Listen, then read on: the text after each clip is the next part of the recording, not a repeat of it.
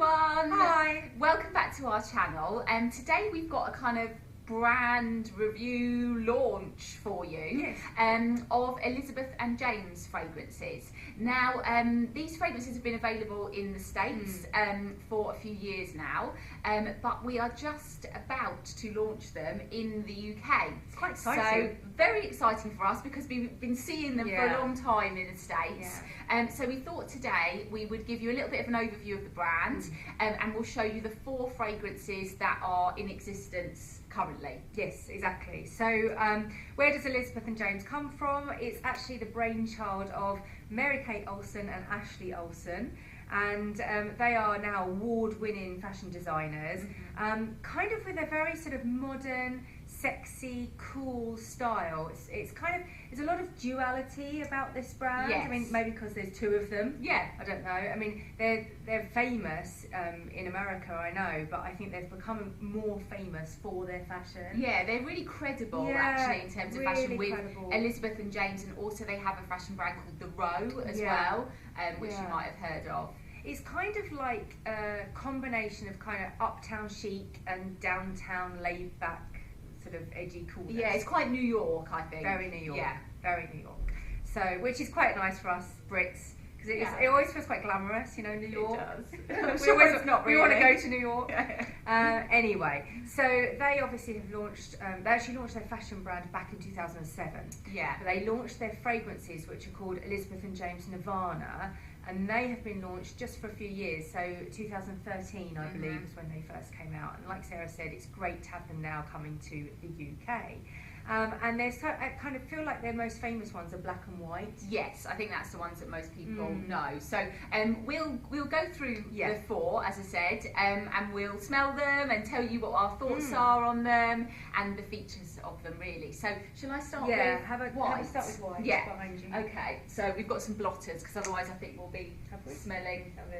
Oh, they're right behind. They're always like hidden. I'll keep them on my lap, maybe. All right. So first up, just to say about the bottles are such a nice texture.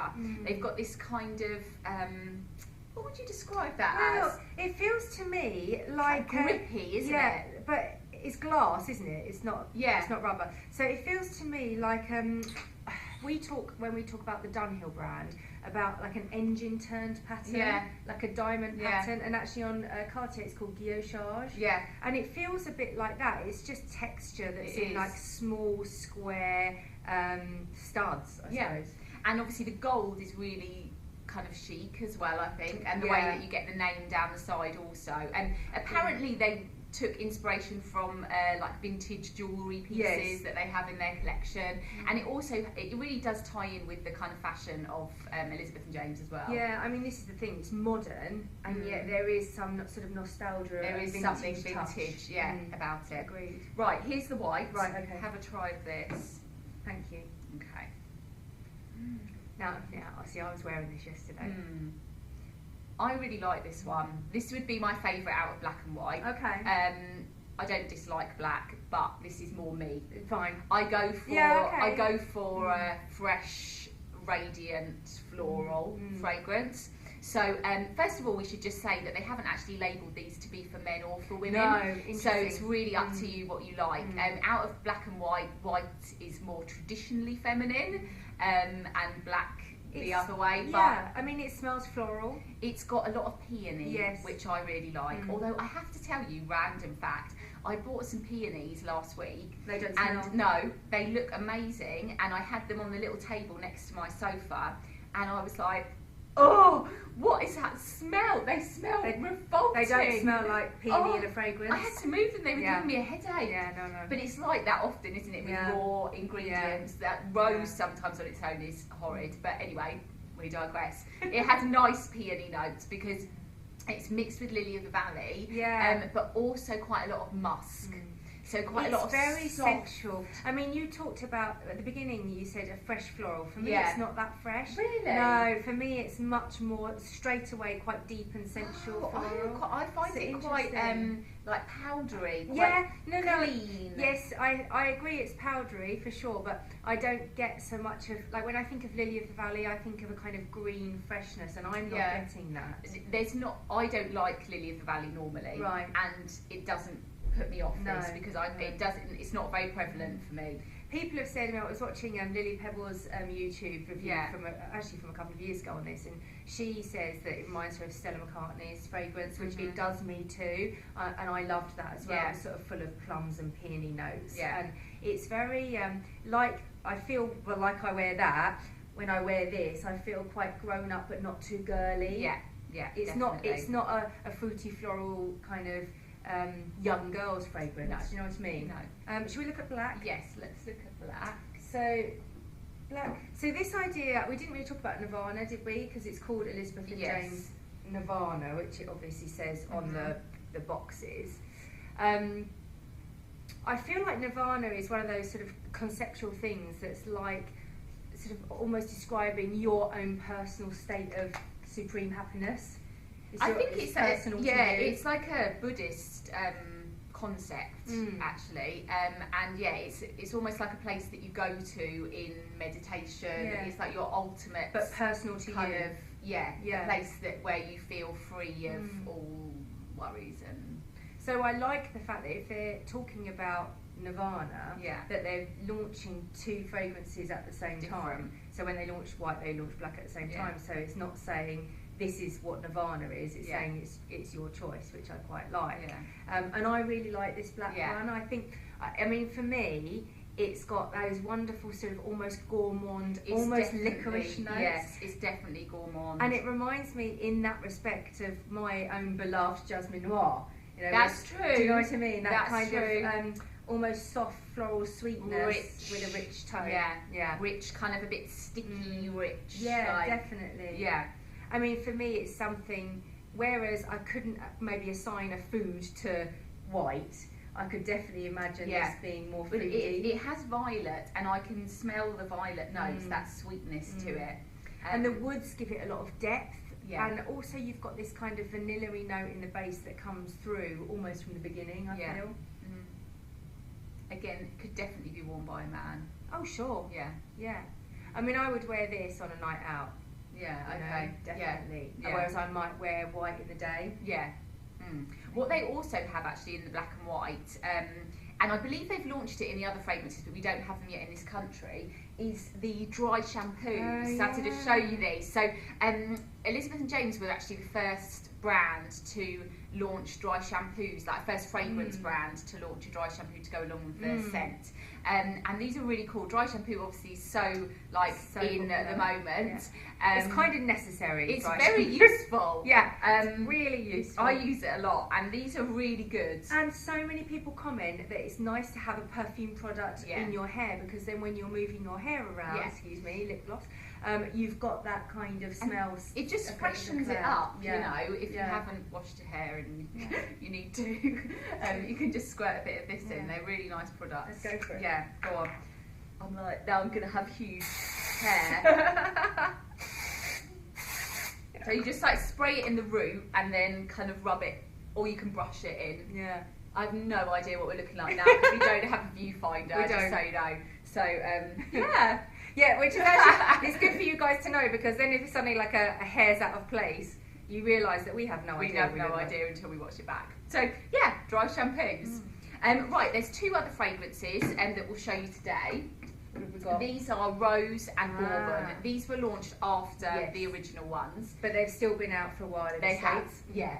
So we'll do Rose first. Rose is in this lovely deep red bottle, which almost from a distance you don't notice it's red, but when you kind of get up close, it's got that glow to it. I think I'm only just realising now how red it is, just when you held it up in to the lights. Really nice. I like rose fragrances, and I'm always interested to smell different people's interpretation of a rose, because you can just get so many different types. This, though, for me, is a big, bold, sexy rose. It's not a delicate, feminine kind of dainty. It's like a velvet rose. It's really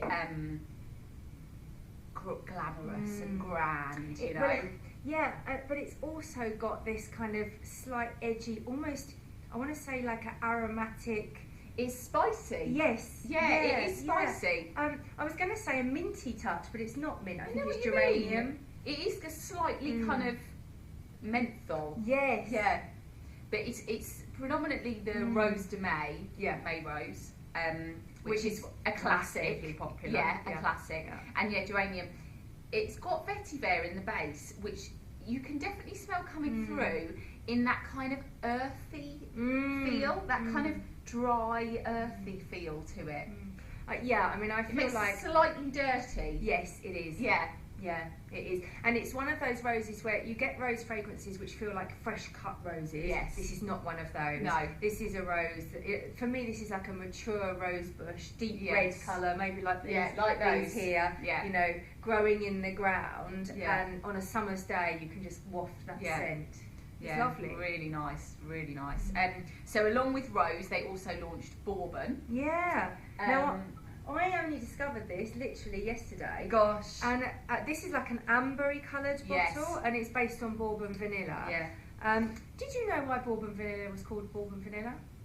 Why? Tell us. Because Bourbon Vanilla comes from Indian Ocean islands, so the Reunion Islands, the Comoros Island, Madagascar. Yeah. Normally, and historically, vanilla came from Mexico. But in the 1800s, the French took basically the vanilla orchid plant and started cultivating it in the Reunion Islands, first of all, I believe. And in the Reunion Islands, they call it the Ile de Bourbon, so the Bourbon Isle, hence vanilla from those islands in the Indian Ocean. Bourbon vanilla. Little history lesson for you. Yeah. What I was going to say about it was, for me, it's like a sort of almost nostalgic type of deep, sexy, gentleman's club. Yes. Kind of. I was going to say smoking jacket, but that might give you the wrong impression. Yeah. Because I think it could be a masculine or a feminine. Yes, it definitely could. It's rich though. It's really rich. It's very woody. oriental. Yeah. It smells very woody to me. Does it? Yeah. For me, it smells warm, of the Orient. A little bit of a hint of hypnotic, sort of almost narcotic tuberose in there. But you can smell the vanilla, but not sweet, really, vanilla. It's not sweet, no. It's not sweet for me. It's warm. There's warmth to it. Yeah. And like I just have this picture of something, someone from a, I don't know, 1960s club. Okay. Yeah.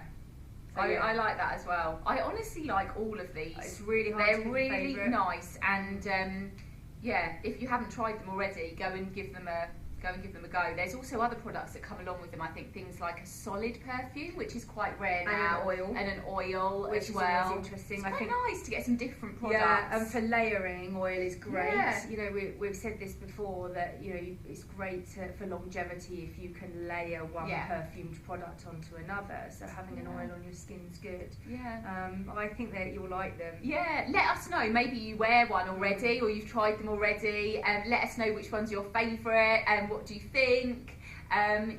We'd love to know your experiences with them, because as we said, they're new to us, but we're really excited about them being available now in the UK. So that's it for today, and we'll see you all again next week. See you. Bye. Bye.